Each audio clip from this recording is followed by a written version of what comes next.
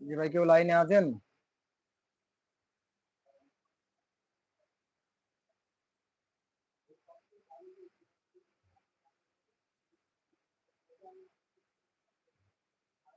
আমার সর্বপ্রথম প্রশ্ন হলো, কোরআনের কারিমের কতটি সূরা আছে?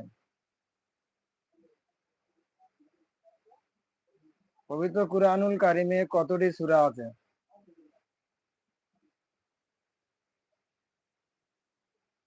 কেউ কি লাইনে আছো?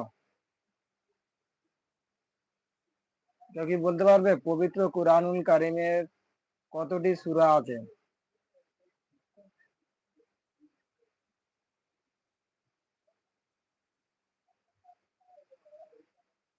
আবারও বলছি, পবিত্র কুরআনুল কারিমে কতটি সূরা আছে?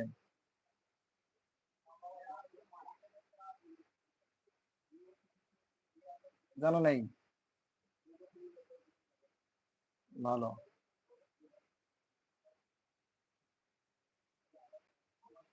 তাহলে প্রথম প্রশ্ন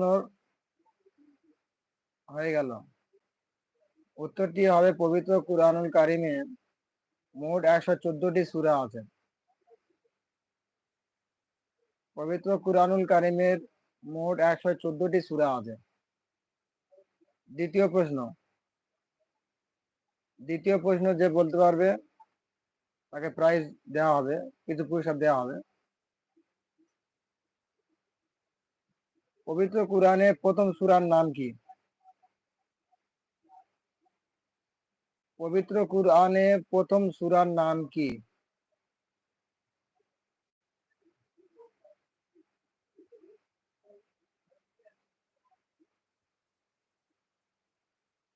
জানা নেই?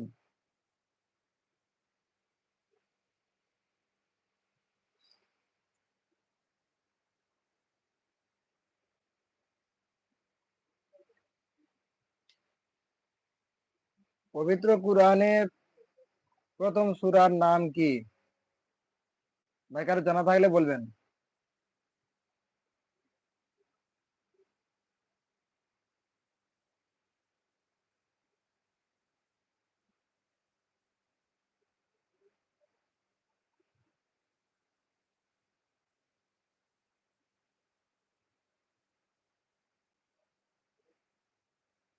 পরবর্তী প্রশ্ন, এই প্রশ্নের উত্তর যে দিতে পারবে তার ফোন পে নাম্বারে 5 টাকা পাঠানো হবে।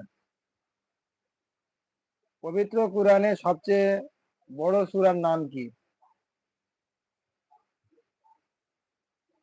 3 নম্বর প্রশ্ন, পবিত্র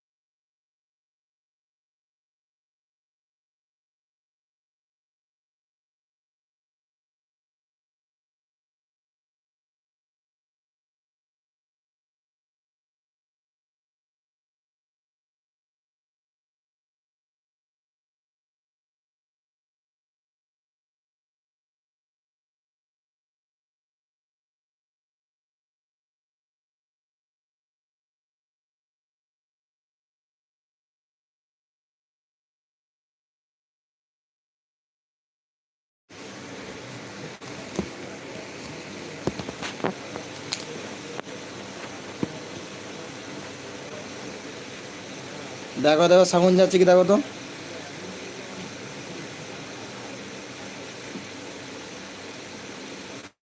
সাউন্ড যাচ্ছে?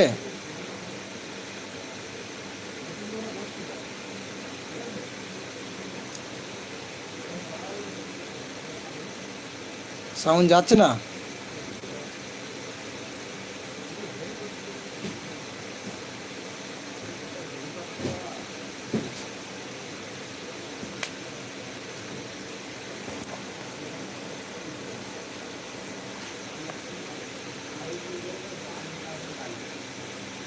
সাউন্ড যাচ্ছে?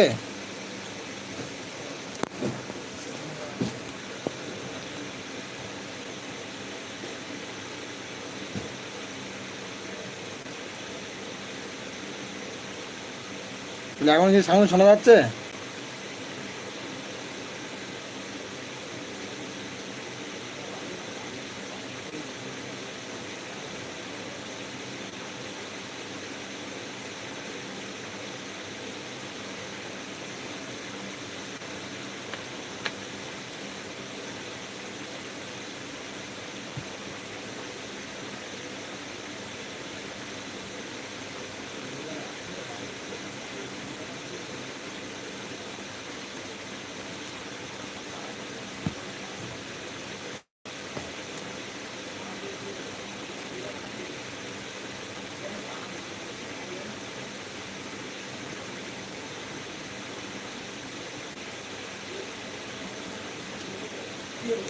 আচ্ছা, যে প্রশ্নটা যেটা করেছিলাম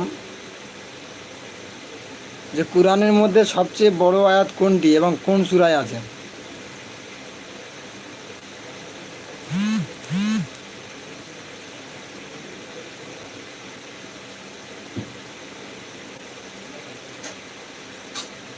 শোনা যাচ্ছে?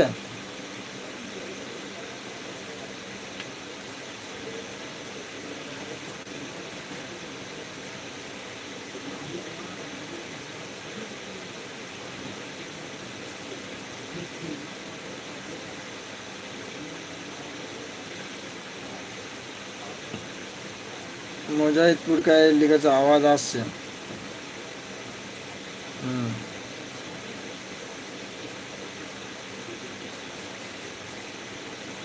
হুম, ঠিক উত্তর। কত নম্বর আয়াত?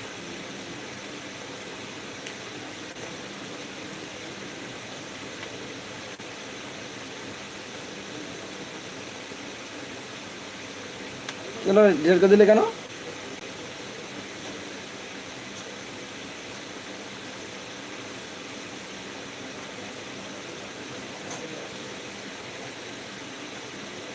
উত্তর ঠিক হয়েছিল।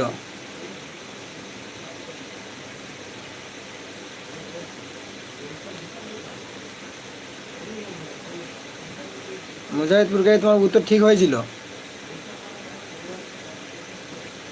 কত নম্বর বলতে পারলেন আর?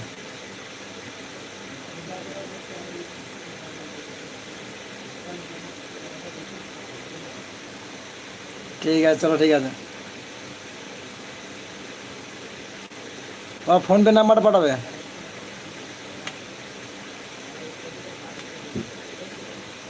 মুজাহিদপুর গায়ে তোমার ফোনপে নাম্বারটা পাঠাবে।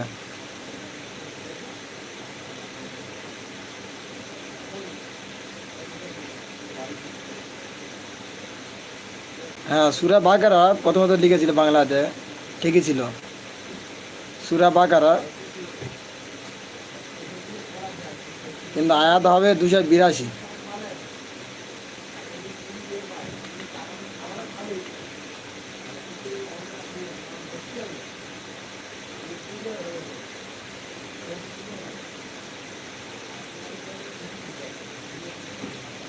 পবিত্র কুরআনে সবচেয়ে ফজিলতপূর্ণ আয়াত কোনটি?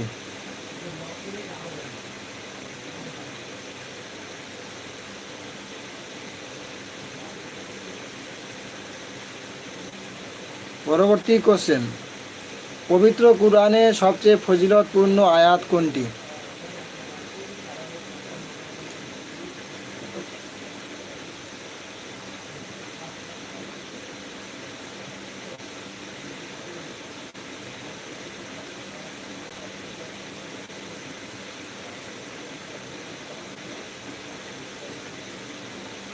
হ্যাঁ ঠিক আছে, তোমার কোশ্চেন অ্যান্সার ঠিক আছে।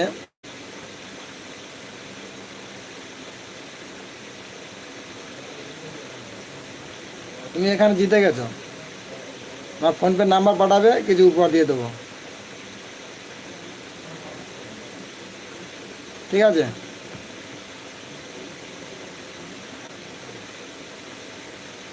পবিত্র কোরআনের সবচেয়ে ফজিলতপূর্ণ আয়াত কোনটি?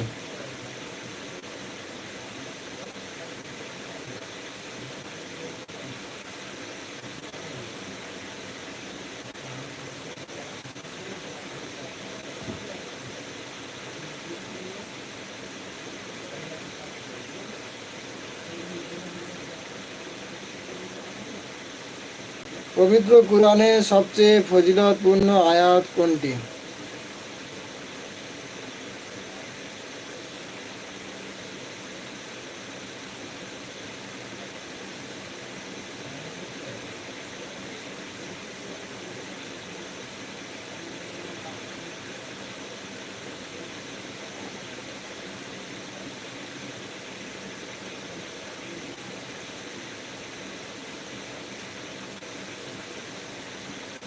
মুজাহিদপুর গেট আছো?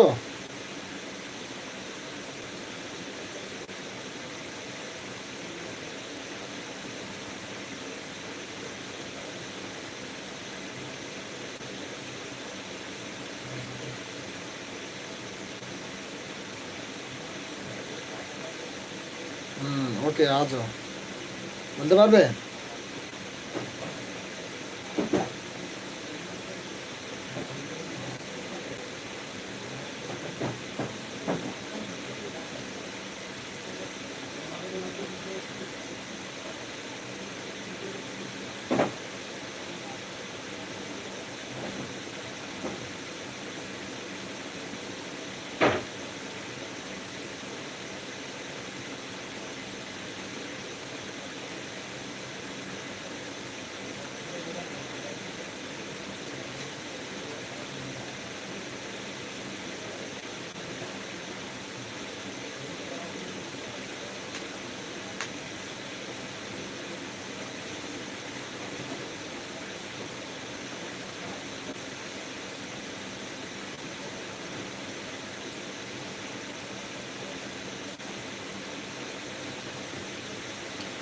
বিসমিল্লাহির রহমানির রহিম।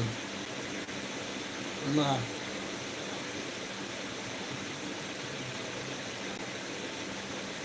হয়নি।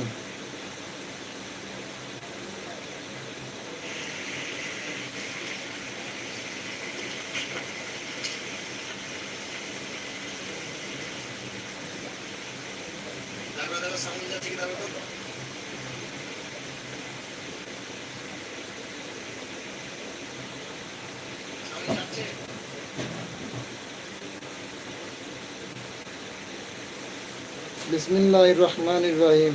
না, এটা না।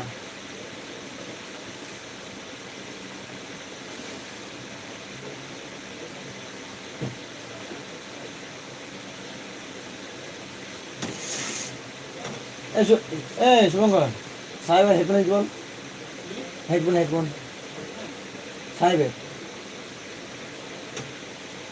সাহেবের বল হেডফোন দিতে।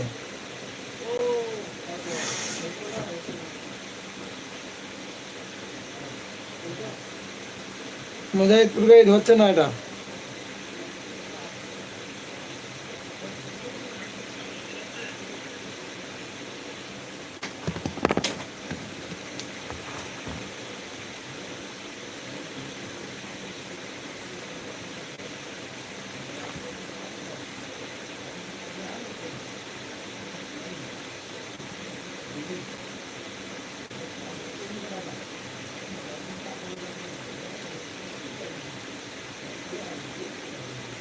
আচ্ছা, প্রশ্নটা একবার বলবো, তাই তো?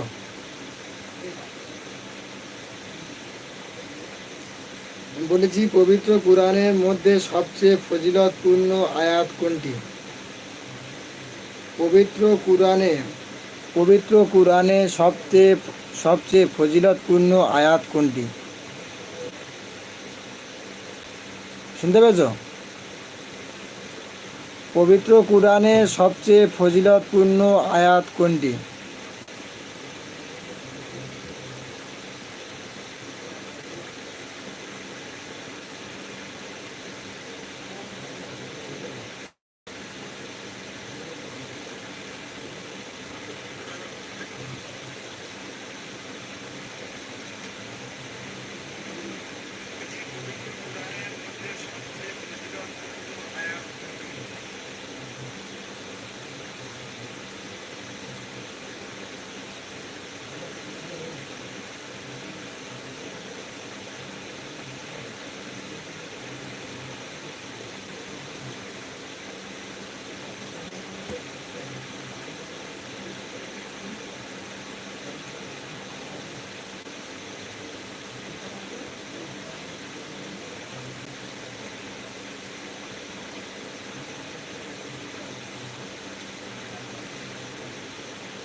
এই প্রশ্নকে চেঞ্জ করে দেবো?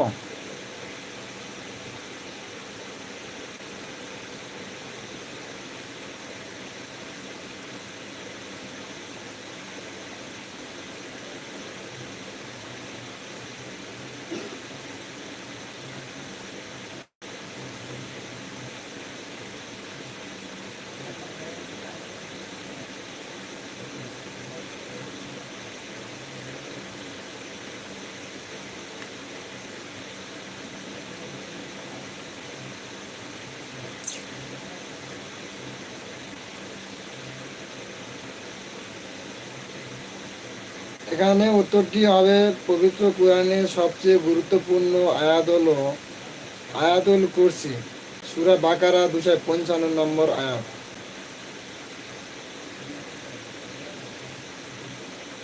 পরবর্তী প্রশ্নের উত্তর হলো আয়াতুল কুরসি, সূরা বাকারা 255 নম্বর আয়াত।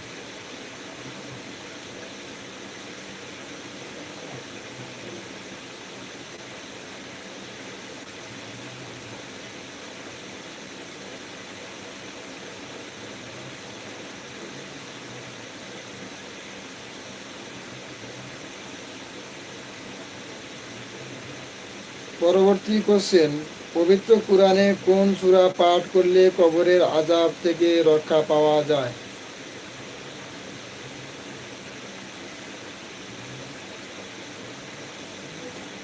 পবিত্র কুরআনে কোন সূরা দুঃখিত পবিত্র কুরআনে কোন সূরা পাঠ করলে কবরের আযাব থেকে মুক্তি পাওয়া যায়?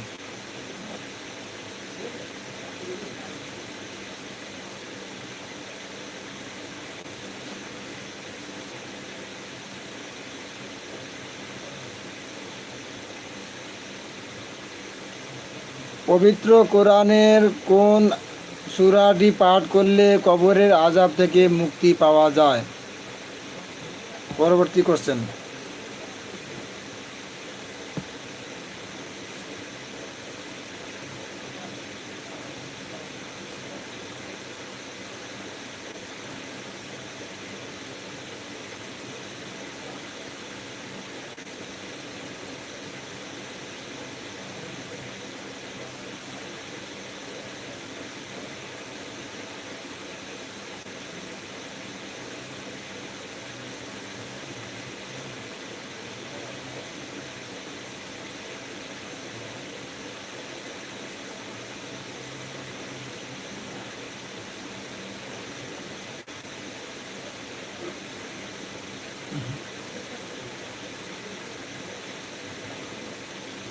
হ্যাঁ, এখন যে প্রশ্নের উত্তরটা দিয়েছো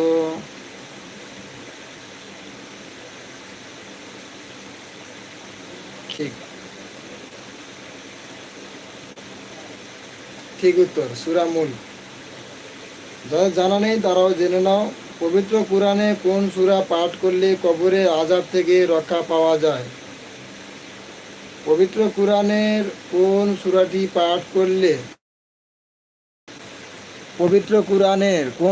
পাঠ করলে কবরের আযাব থেকে মুক্তি পাওয়া যায়? সেটা হলো সূরা মুলক। মুজাহিদ পুরকাইত দুটো প্রশ্নের উত্তর সঠিক দিয়েছ।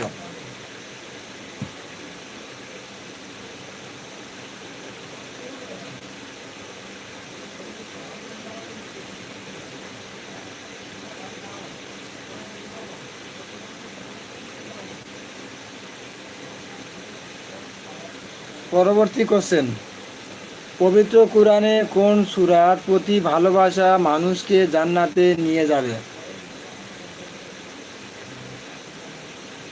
পবিত্র কোরআনে কোন সূরার প্রতি ভালোবাসার মানুষকে জান্নাতে নিয়ে যাবে?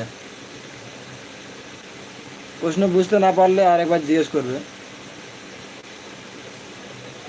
পবিত্র কোরআনের কোন সূরার প্রতি ভালোবাসা মানুষকে জান্নাতে নিয়ে যাবে?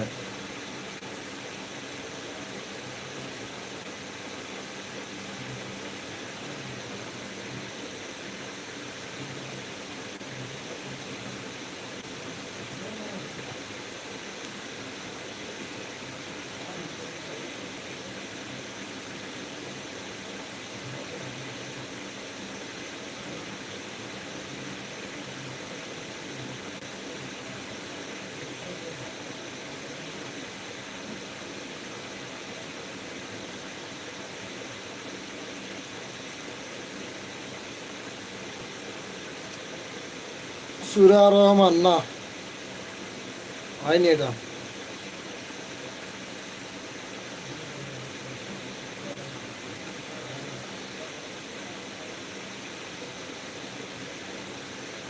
সূরা রহমান হবে না।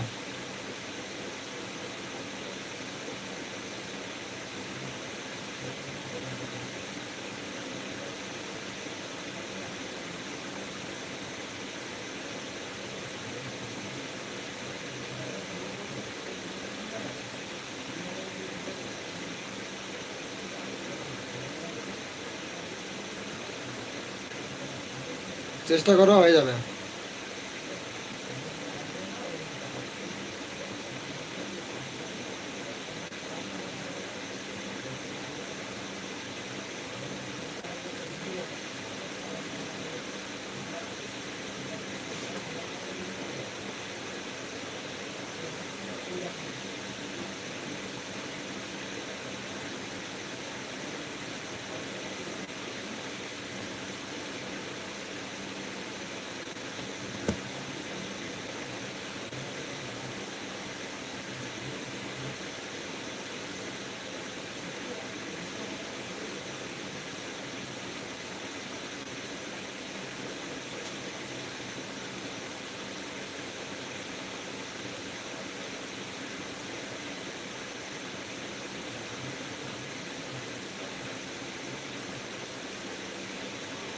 মুজাহিদ পুরকাইত বলবে নাকি প্রশ্ন চেঞ্জে যাব, পরবর্তী কোশ্চেনে যাব?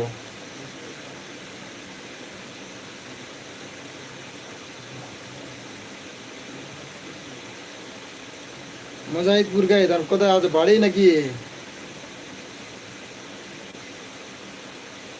সূরা ইয়াসিন, না হয়নি।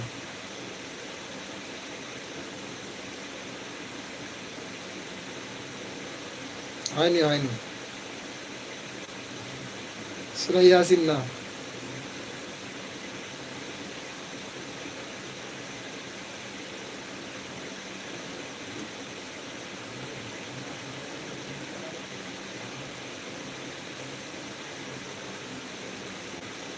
আচ্ছা, বাড়িতে আছো? বাড়ির খবরটাও ভালো তো? আমি এখন কলকাতাতে আছি।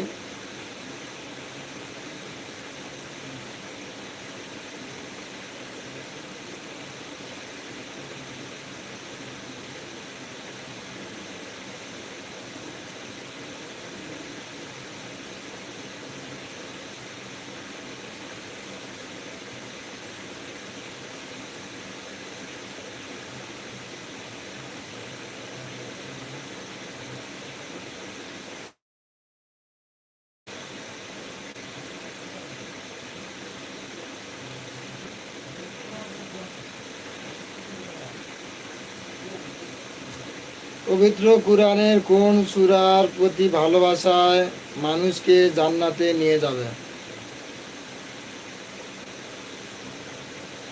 হ্যাঁ, আমি ভালো আছি।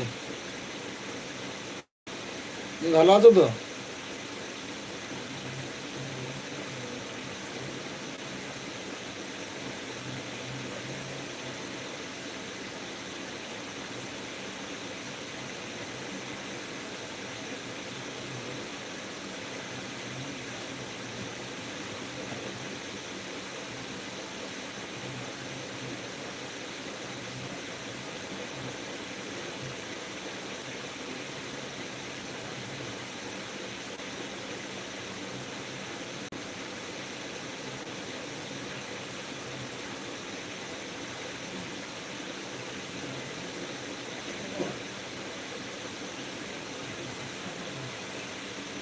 আলহামদুলিল্লাহ ভালো আছি।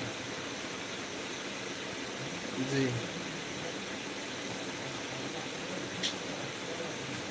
এই উত্তরটা কি আমি বলে দেবো?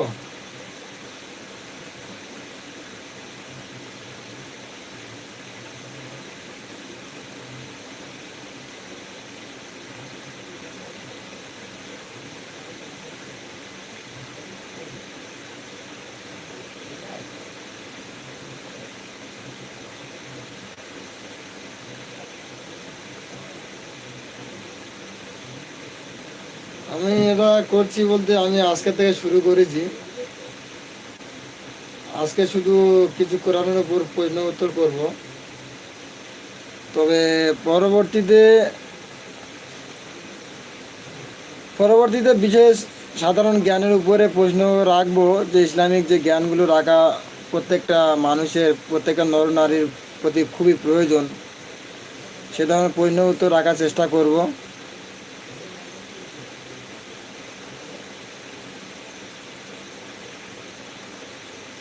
এমনি চ্যানেলটা চলছে অনেক দিন থেকে।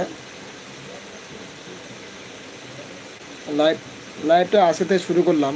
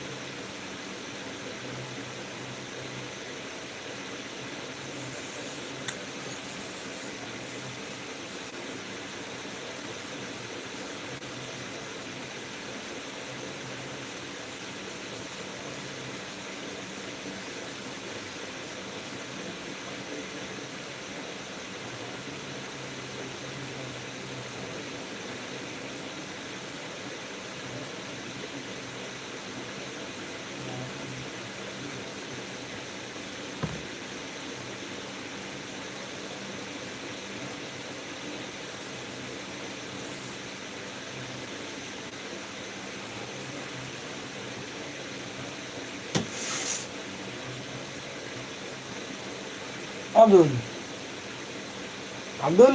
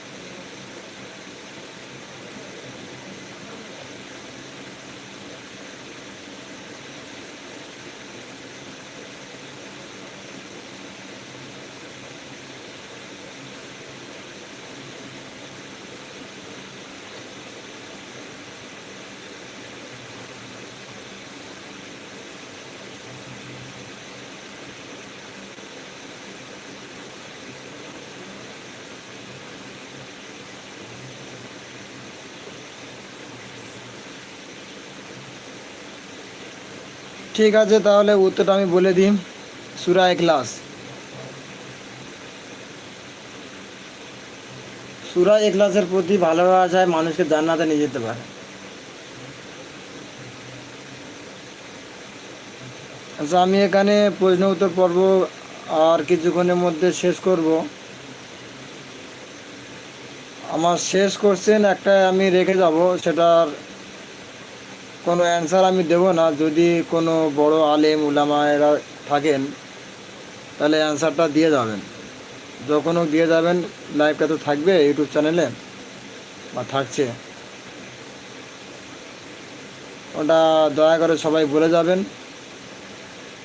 অনুরোধ রাখবো যে প্রশ্ন উত্তরটা দিয়ে যাবেন।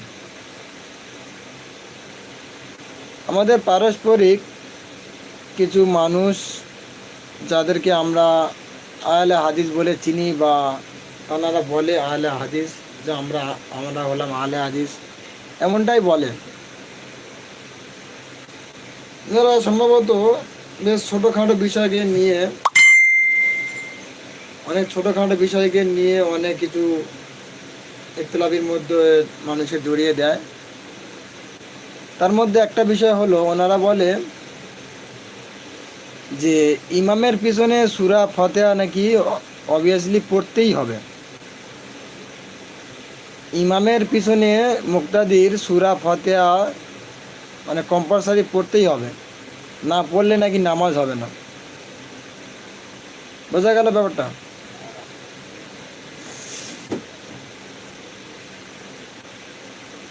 তো এখন আমার সেই সব ভাইদের কাছে কোশ্চেন হলো এটাই,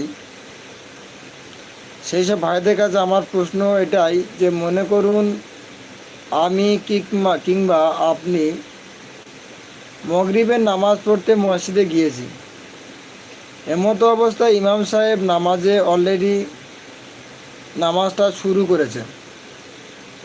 এবার আমি যখন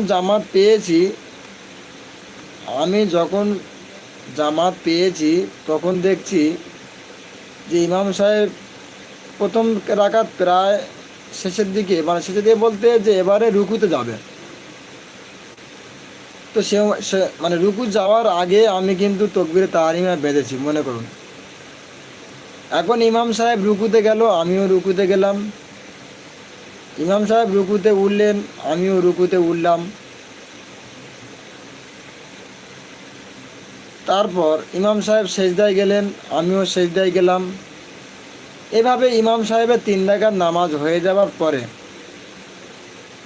এভাবে ইমাম সাহেবের 3 রাকাত মাগরিবের নামাজ শেষ হওয়ার পূর্বে যখন সালাম ফিরে নামাজটা শেষ করতে যাচ্ছে, তখন আমি কি উঠে দাঁড়াবো নাকি ইমাম সাহেবের সাথে আমি সালাম ফিরে নেব? এখন আপনারা হয়তো বলবেন যে আপনি ইমাম সাহেবের সাথে সালাম ফিরে নেবেন। যদি আপনার উত্তর ওইটাই থাকে যে আপনি ইমাম সাহেবের সাথে সালাম ফিরে নেবেন, তাহলে যে বিষয়টা আহলে হাদিস ভাইয়েরা যেটা বলছে যে ইমামের পিছনে সূরা ফাতিহা কম্পালসারি পড়তেই হবে, তাহলে তো আমি কিংবা আপনি যে উদাহরণটা দিলাম, তাহলে তো ওখানে সূরা ফাতিহা পেলাম না, ঠিক কি না? তাহলে তো ওখানে আমি সূরা ফাতিহা পেলাম না, তাহলে আমার ওই নামাজটা সম্পূর্ণ হলো কিভাবে? আমি একজন আহলে হাদিসের ইমাম সাহেবকে জিজ্ঞেস করেছিলাম, সে হুজুরের কাছ থেকে এখনও পর্যন্ত আমি উত্তর পাইনি। প্রায় 9-10 মাস কিংবা 1 বছর মতো কাছাকাছি হয়ে গেছে, কিন্তু আমি আজও পর্যন্ত এ প্রশ্নের উত্তর পেলাম না। যদি বলে যে ইমামের পিছনে সূরা ফাতিহা পড়তেই হবে, তাহলে এটা ফরজ কিংবা ওয়াজিব হতে হবে না? তাহলে কি ইমামের পিছনে সূরা ফাতিহা পড়া ওয়াজিব কিংবা ফরজ? এতে অবশ্যই ভালো যারা আলেম উলামা আছে একটু বিশ্লেষণ করে যাবেন।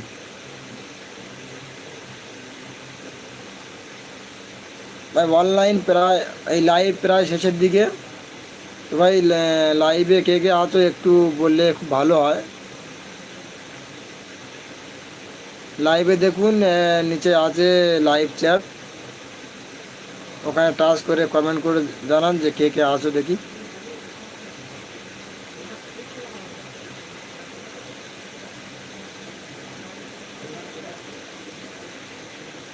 আমার লাইভ চলছে বর্তমান 50 মিনিট 48 সেকেন্ড।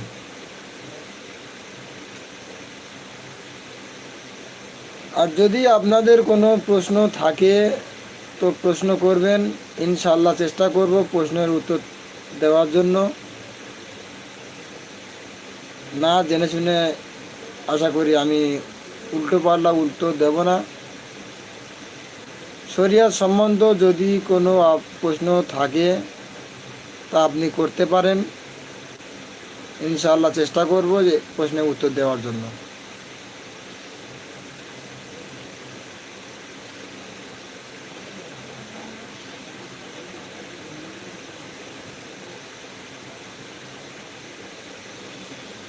আমার এই লাস্ট কোশ্চেনটা এটা দেওয়া থাকলো প্রত্যেকের কাছে অনুরোধ, যা যেমনটাই জানা আছে অবশ্যই কমেন্ট করে জানাবেন যে সূরা ইমামের পেছনে সূরা ফাতিহার বিষয়টা কি। আমি যেটা জানি কিন্তু আমি বলবো না। আমি যেটা জানি এই মুহূর্তে বলবো না, বললে তাহলে তার মানে ব্যাপারটা থাকলো না কিছু। আর দেখি কে কেমন কি উত্তর দেয়, আমি এটি দেখতে চাই।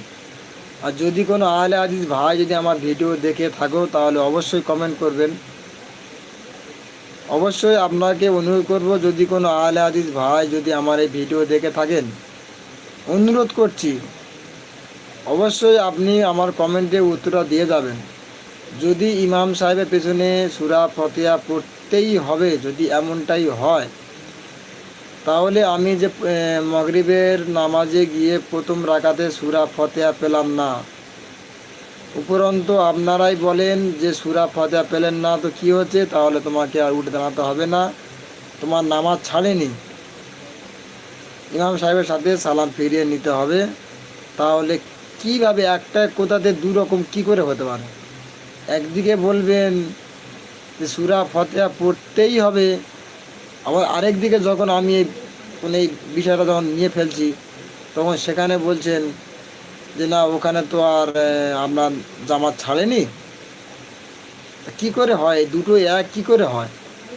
অবশ্যই আমাকে জানাবেন, আমারও জানাতে ইচ্ছা আছে, বা আমারও যারা মুসলিম ভাইরা আছে তাদেরও জানার বিষয় আছে। যাদের যেটা জানা আছে অবশ্যই জানাবেন।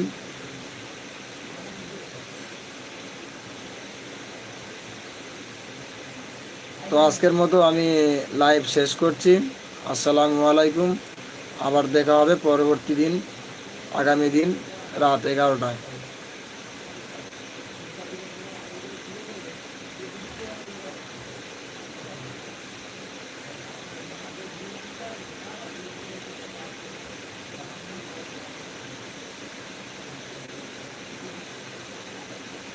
সাদ্দাম হোসেন, আসসালামু আলাইকুম। ওয়ালাইকুম আসসালাম ভাই। ভাই আজকের মতো লাইভ শেষ, পরবর্তীতে আবার আসবো ইনশাল্লাহ, আল্লাহ যদি বাঁচায়। আবার পরবর্তী আগামীকাল রাত 11টায় সবাই আসবেন, সবাই দোয়া করবেন, সবাই আমাকে আল্লাহ পাক যেন আমাকে সুস্থ শরীর দান করেন এবং সঠিক পথে চলার তৌফিক দান করেন।